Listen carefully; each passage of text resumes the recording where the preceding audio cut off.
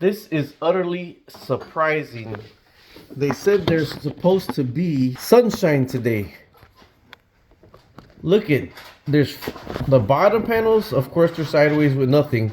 The top panels are snow and frost. Let you check this out. I am utterly surprised. Normally with snow and everything else, that battery is at 55 volts. The sun is actually shining underneath that frost today and has the battery topped off at 56 volts. So, get you back here. I'm going to turn on the Growatt is now on and the inverter is ready. I'm gonna plug my fish tanks.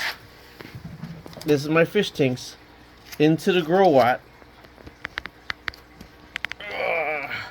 Now I have my extension cord. You see this light is on because of the sun right now.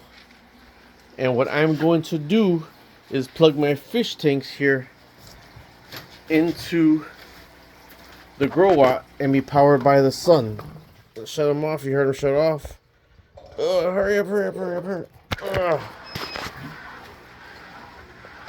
You hear them starting up right now?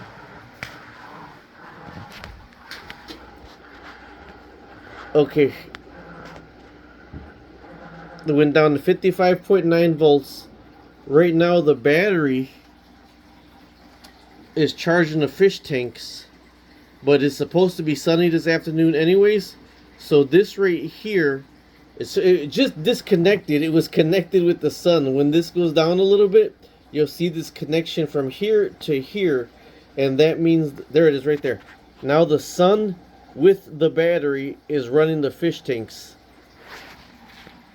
They're full of snow right now, but they did say that it was going to be sunny today, so apparently there's more rays coming through those clouds, so they will melt the panels. We're going to go out today, so what I'm going to do is I will see the panels are connected right now. The panels are intermittently going out to keep the battery topped off at the 55.9 volts.